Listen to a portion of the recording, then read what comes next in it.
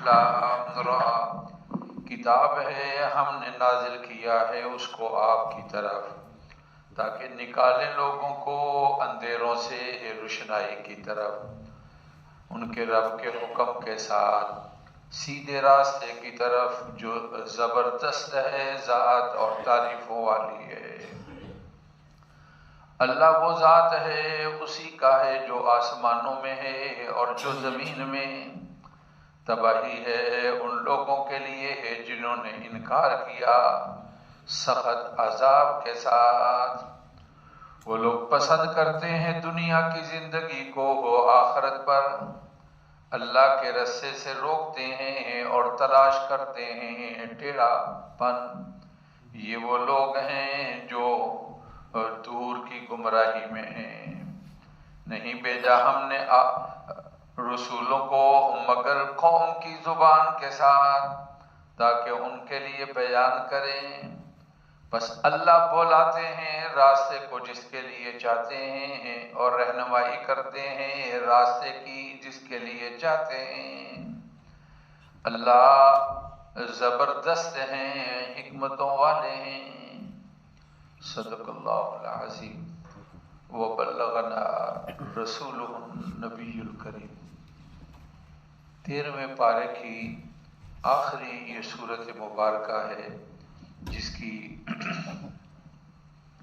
52 آیات مبارکہ ہیں اور اس کے 7 رکوع ہیں، اور یہ مکی صورت ہے، یعنی رسول پاک صلی اللہ علیہ وسلم کی ہجرت مبارکہ سے پہلے اس میں نزول ہوا ہے، اور اس کا نام سورت ابراہیم ہے۔ حضرت ابراہیم کا آخری 2 رکوعوں کے اندر ذرا تفصیل کے ساتھ جو ہے قرآن تذکرہ کرے گا۔ یہ انبیاء کے نام کے ساتھ صورتیں قرآن نے انبیاء کے واقعات کو بیان کیا ہے۔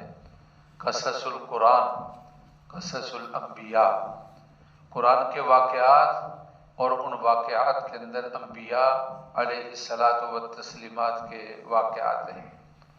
حضرت ابراہیم کے واقعہ کو بیان کرنے سے جہاں مقصد رسول اللہ صلی اللہ علیہ وسلم کو تسلی دینا ہے کہ انبیاء اپنے اپنے زمانے کے اندر انہوں نے تکلیفوں کو جھیلا اور مصائب کو برداشت کیا۔ دیکھو حضرت خلیل اللہ، ان کو آگ کے اندر ڈالا گیا، پوری قوم آپ کی مخالف ہو گئی، اور پھر ان کی آزمائش اللہ کی جانب سے آئی کہ بیوی بیٹا حکم دیا کہ ان کو یہاں سے لو اور دور دراز ایک جگہ پر یعنی بیت اللہ کے پاس مکہ معظمہ میں چھوڑ آؤ۔ اور پھر حضرت خلیل اللہ کے جو مقابلے میں تھے، اللہ کی ذات نے ان کو کس طرح ذلیل اور خوار کیا۔ چنانچہ آپ کی مخالفت کرنے والے بھی ان کا حشر یہی ہوگا۔ اور جس طرح اتنا عرصہ گزرا حضرت خلیل اللہ کا نام زندہ ہے، اے محمد صلی اللہ علیہ وسلم آپ کا تذکرہ بھی زندہ رہے گا اور قیامت تک آپ کا تذکرہ جو ہے وہ ہوتا رہے گا۔ شروع کے اندر یہ الفاظ ہیں، ان کو کہا جاتا ہے حروف مقطعات، الف لام را۔ قطع کا معنی ہوتا ہے الگ، یہ قطع لفظ بولتے ہیں تو اس کا مطلب یہ ہوتا ہے ٹکڑا۔ چونکہ یہ جو الفاظ ہیں یہ الگ الگ پڑھنے کے اندر ہیں، الف الگ پڑھا جا رہا ہے، لام الگ پڑھا جا رہا ہے، را الگ پڑھا جا رہا ہے، اس لیے ان کو حروف مقطعات کہا جاتا ہے۔ ان کے کچھ لوگ معنی بھی بیان کرتے ہیں کہ الف سے مراد اللہ تعالیٰ کی ذات ہے، اس کا لطف مراد ہے، اور لام سے مراد جبرائیل ہیں، اور را سے مراد اس کی رحمت ہے، اللہ کی جانب سے ہے، جبرائیل لے کر آئے ہیں، اور یہ قرآن اللہ تعالیٰ کی جانب سے رحمت ہے لوگوں کے لیے۔ لیکن یہ صرف اندازے ہیں، دو ٹوک طریقے سے ان کا معنی یقین کے ساتھ نہیں کہا جا سکتا۔ اور پھر یہ حروف مقطعات جو الگ الگ کر کے پڑھے جاتے ہیں، ان حروف کے بارے میں کچھ حضرات کا کہنا یہ ہے کہ قرآن میں چیلنج تھا، اگر تمہیں شک ہے تو اس جیسی کتاب لاؤ، اس جیسی صورت لاؤ۔ حروف مقطعات لا کر یہ ذکر کیا کہ قرآن انہی الفاظ سے بنی ہوئی کتاب ہے جن سے تمہاری اپنی زبان، جن سے تم اپنا بول اور اپنی باتیں بناتے ہو۔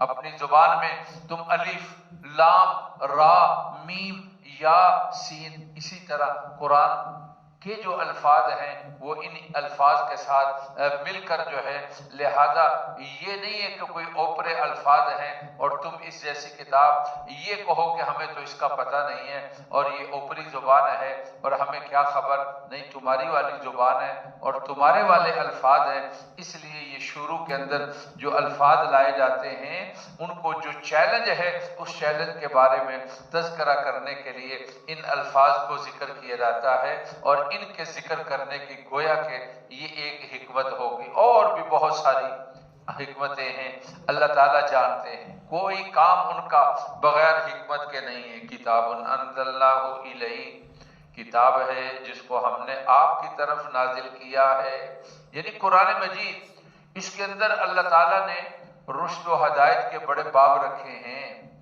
قرآن کو سمجھنا چاہیے، لیکن بے سمجھے بھی قرآن کا پڑھنا اسی طرح اجر اور ثواب ہے جس طرح کہ کوئی آدمی سمجھ کر قرآن مجید کو پڑھتا ہے، اس کے لیے اجر اور ثواب ہے۔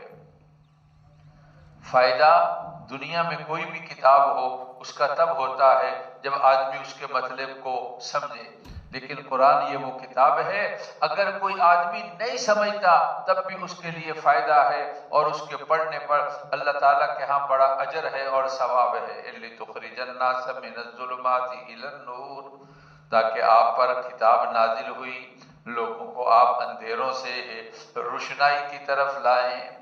ظلمات، اندھیرے، مراد یہ جو رات کا اندھیرا ہے یہ نہیں، مراد جہالت کا اندھیرا ہے۔ ظلمات کا لفظ ذکر کیا اس لیے کہ باطل مختلف شکلوں کے اندر ہوتا ہے، ہر زمانے کے لحاظ سے، ہر علاقے کے لحاظ سے یہ باطل جو ہے، یہ گمراہی جو ہے، یہ مختلف شکلوں کے اندر ہوتی ہے، لیکن نور، ہدایت، یہ ایک ہی چیز ہے۔ دنیا میں جہاں بھی چلے جاؤ گے جو چیز صحیح ہے وہ سب جگہ پر ایک ہی شکل کے اندر ہوگی، اور جو چیز علاقے کے لحاظ سے اور زمانے کے لحاظ سے اور لوگوں کے لحاظ سے بدل جائے یہ سمجھو کہ وہ نور نہیں ہے اور وہ ہدایت نہیں ہے۔ یہ رسم و رواج پاکستان کے کچھ اور ہیں، ہندوستان کے کچھ اور ہیں، بنگلہ دیش کے کچھ اور ہیں، افغانستان کے کچھ اور ہیں، لیکن جو ہدایت والی باتیں ہیں، پاکستان میں بھی 5 نمازیں ہیں، انڈیا میں بھی 5 ہیں، افغانستان میں 5 ہیں، بنگلہ دیش میں 5 ہیں، ایران، یعنی جہاں آپ جائیں گے نماز وہاں پر 5 ہوگی۔ یہ سچ اور حق ہونے کی دلیل ہے، اور مختلف ہو جانا یہ گویا کہ باطل ہونے کے بارے میں بتایا گیا۔ بِإِذْنِ رَبِّهِمْ، ان کے رب کے حکم کے ساتھ ہے۔ إِلَى صِرَاط، یہ کتاب رہنمائی کرتی ہے، اور نازل کرنے والے وہ ہیں العزیز جو بڑے زبردست ہیں، الحمید جو تعریفوں والے ہیں۔ اللہ الذی لہ ما فی السماوات و ما فی الارض، اللہ وہ ذات ہے، انہی کا ہے جو آسمانوں میں ہے اور جو زمین میں، جو وہ چاہے آسمانوں میں وہ، جب وہ چاہے بادل و بادل ہے، سورج نکلے سورج ہے، بارش برسے بارش ہے، برف باری ہو برف باری ہے، جو وہ چاہتے ہیں آسمان پر اور جو وہ چاہتے ہیں زمین پر، یہ سارا کچھ اسی کی ملکیت کے اندر ہے۔ وَوَيْلٌ لِّلْكَافِرِينَ مِنْ عَذَابٍ شَدِيدٍ، تباہی ہے کافروں کے لیے سخت عذاب کے ساتھ۔ اب کافر لوگ کون ہیں؟ الَّذِينَ يَسْتَحِبُّونَ الْحَيَاةَ الدُّنْيَا، وہ لوگ جو دنیا کی زندگی کو پسند کرتے ہیں آخرت کے مقابلے میں۔ وَيَصُدُّونَ عَن سَبِيلِ اللَّهِ، اللہ کے رستے سے روکتے ہیں۔ وَيَبْغُونَهَا عِوَجًا، اور اس میں قرآن میں ٹیڑھا پن تلاش کرتے ہیں۔ یہ لوگ ہیں دور کی گمراہی کے اندر۔ قرآن نے ان کی چند چیزوں کو بیان کیا، کافروں کی، دنیا کی زندگی پسند کرتے ہیں، آخرت کو بھول جاتے ہیں، معاملات حالانکہ باقی رہے، والباقیات الصالحات، باقی رہنے والی چیزیں اچھی اور نیک صالح چیزیں باقی رہنے والی ہیں۔ دنیا اور دنیا کی چیزیں فانی ہیں اور ان کے سامنے دنیا ہوتی ہے، اور دنیا کو آخرت کے مقابلے میں اور وہ بہتر سمجھتے ہیں۔ اور پھر قرآن کے جو احکامات ہیں، دین اور اسلام کی جو باتیں ہیں، لوگوں کو اس کو روکتے ہیں اور ان میں کجی تلاش کرتے ہیں، ٹیڑھا پن تلاش کرتے ہیں تاکہ لوگوں کو گمراہی کی طرف لے جائیں۔ یہ بڑی گمراہی کے اندر، دور کی گمراہی یعنی گہری گمراہی کے اندر یہ لوگ ہیں۔ اللہ تعالیٰ محفوظ فرمائے۔ مزید تفصیل کل ہوگی۔ ربنا تقبل منا انک انت السمیع العلیم۔